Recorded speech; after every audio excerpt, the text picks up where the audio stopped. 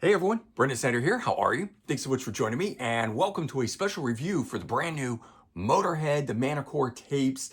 This thing here was released on June 27th of 2025, but it's actually an archival release. It goes all the way back to 1976. They're releasing it to help celebrate their 50th anniversary. The band formed in 75, and this here has the classic lineup: Lemmy, Phil, and Fast Eddie Clarke on it. So you're going to want to take a listen to this and check it out. I'm going to get into the whole thing here in just a bit. I'll do a full review and unboxing. But before we start, if you're new to my channel and haven't already hit the subscribe button, please do. Also leave a comment, hit like. All those things do help support my channel. I'd greatly appreciate it. And of course, as an added bonus, by turning on notifications, you'll never miss an episode and stay up to date on really cool things like this: a Motörhead review for the Manticore tapes, an archival release of theirs coming out, as I said, to celebrate their 50th anniversary, because they formed in 75. And I just always think that's a really cool thing. I mean, the band was so different than everything else that was around it at the time. I mean, the heaviness of the band, I know that a lot of people, including Lemmy, called themselves a rock and roll band, but I will always say they are a metal band through and through. The band itself formed when Lemmy was dismissed from Hawkwind, and that's another one I always think about. What if Lemmy had stayed in Hawkwind? What would that have made that band sound like? But either way, we got the fantastic Motörhead out of it. Now, the original lineup of Motörhead was not Lemmy, Phil, and Fast Eddie. It was Lemmy with Larry Wallace and Lucas Fox. And that lineup recorded a debut album in 75, but the record label shelved it, wasn't interested in it. And it wasn't until they got some notoriety later on that it got released as On Parole in 1979. But by then, the debut Motörhead album came out in 77, right? So it's a little bit kind of crazy. We've got first On Parole, then they record the Manticore tapes, followed by the debut album in 77. Which I always found to be very interesting, and yet at the same time, very confusing. And the Manticore tapes are called that because Manticore Studios is where it was recorded, and that was Emerson, Lake and Palmer Studio, which is just another crazy thing. Motörhead recording at Emerson, Lake and Palmer Studio. But that's how it gets its name, at least, and that's what we want to talk about. This album here, what this is, why you should get it, and what you should be thinking when you get it. So there's 11 songs on the release itself. 8 of them make up the album proper, but there are 3 alternate takes on here as well. So fleshes it out to those 11 tracks. Now, 3 of the songs are instrumentals, which at first glance you kind of think, well, aren't I here for Lemmy, right? But no, actually, I think these instrumentals are pretty cool. I'll get into that in a little bit more detail in just a bit. So only 5 of those 8 have vocals on it. Then we've got those 3 alternate takes, which again have vocals on it, but you've already heard those songs on the album. So I just look at it as bonus tracks. All right, so the sound of this and what it is you should be expecting as far as this is concerned. While being referred to as a studio album, I would not really call it that. It's more like a live in the studio jam session, rehearsal, or something of that nature. There's talking that goes on in between the songs. There's joking from Lemmy, which is pretty cool. I kind of see it as a fly on the wall. It's like being in the rehearsal studio with Motörhead early on, with one of the first times that the classic lineup jammed together. And so the quality of this is much of what you'd expect from something that was recorded, near 50 years ago at this point in 76. Although, yes, there's plenty of great 76 era recordings out there, but for a band like Motörhead early on, not yet officially releasing their debut. And, also in terms of something that you would expect as to, well, why has it remained in the vault for these near 50 years, and why didn't it come out the way that On Parole did? So it's not to say that the recording of Manticore tapes is bad. It's just not as high fidelity as we might like it or want it to be. It's a very lo-fi recording. In fact, both The previous recording of I'm just going to refer to it as On Parole, it didn't really have a name at the time, would have been their debut, but On Parole from 75 versus their 77 debut, both of these have far superior sound than Manticore tapes. But Manticore tapes is more like a fly on the wall experience, as I mentioned, and it's something that you don't get from the other two. The other two are more pristine, finished off recordings as they were intended to be, studio recorded albums. Whereas this one here didn't have that as an intention to it, so they were just playing the songs, getting them down on tape, working things out on them, which is interesting in and of itself as far as I'm concerned. Now, the album opens with an intro that is an instrumental also on it. It's got a little talking at the beginning of it, and Lemmy goes into it. And it's a just a jam that is really cool. And initially, when I looked at the back of this and I saw that there were 3 instrumentals, I sort of was bummed out by it. But it wasn't until I put it on and I listened to those 3 instrumentals where now I say I'd actually like an entire album of instrumentals from them, because you really get to hear the music of the band and hear it beyond really what Lemmy's voice did when it went over it, which brought your attention to his vocals.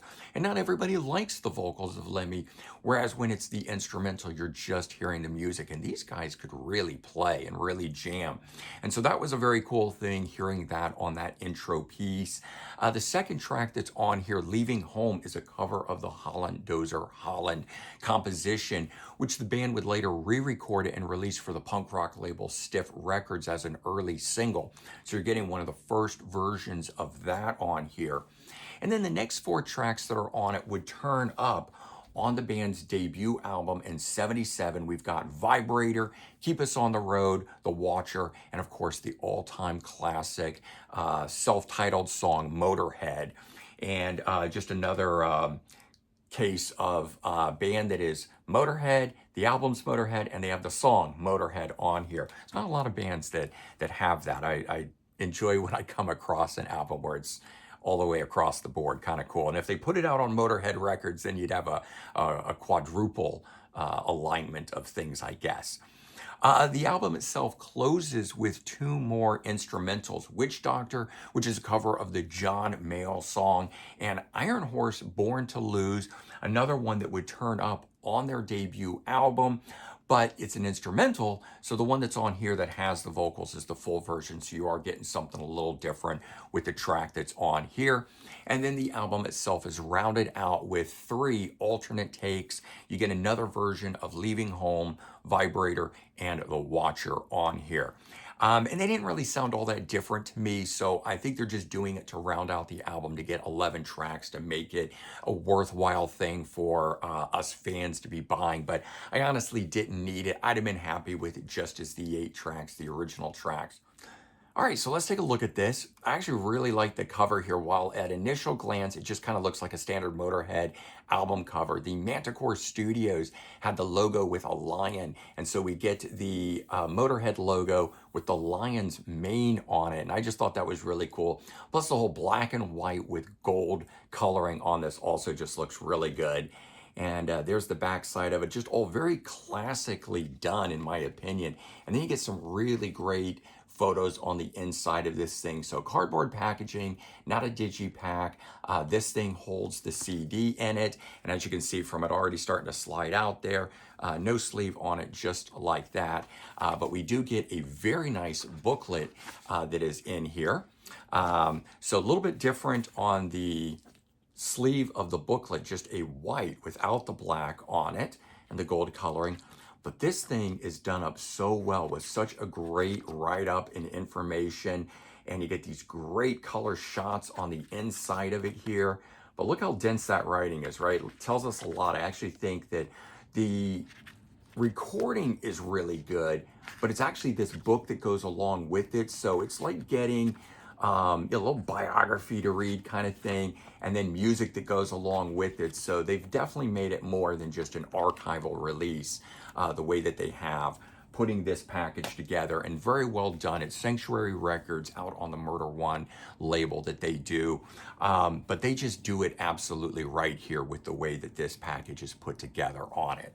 And so bottom line on this release here, definitely a cool archival release. Great way to celebrate 50 years of Motörhead.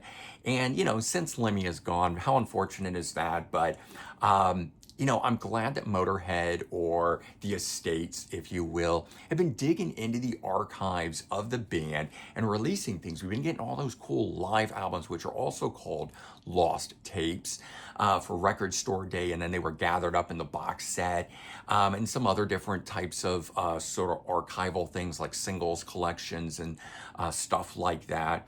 But the album itself, you know, being an early studio recording, this is definitely not for the casual Motörhead fan.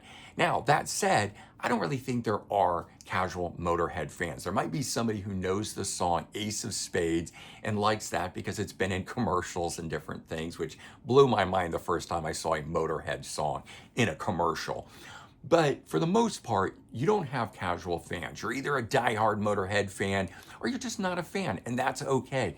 So I don't think, I do say that this is not for casual fans, but I do think that it is for the diehard Motörhead fans. It's the ones, you know, if you own these two, the debut and On Parole being the original debut, and you like these and you want to just hear what else was going on at that time, then this is for you.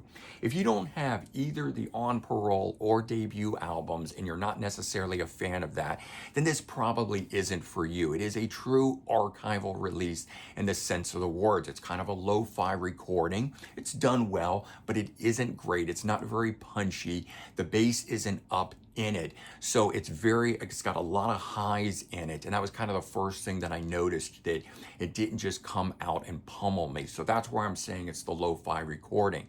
It's clear, it's clean, there's no hiss or pop or anything of that nature in it. So it's a good recording, just lo-fi, a lot of highs in it, not a lot of lows. So all in all, though, definitely a great way to celebrate Motörhead for their 50-year anniversary. And I do think that it is worth picking up for those diehard fans. I myself am very glad that I've picked it up, added it to the catalog. You should check it out. Who knows, maybe you'll enjoy it too and want to add it to your collection as well.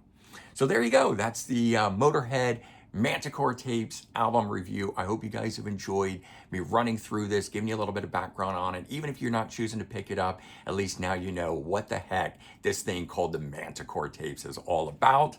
And, you know, let me know. What's your favorite track off the debut album? Because there's a lot of them that appeared here on this one. Is it the song Motörhead? Is it, you know, Iron Horse, Born to Lose? Who knows? Let us know in the comments below, and we'll have a good time with it all. All right, everyone, take care, have a good one, and I'll talk to you real soon. Bye-bye.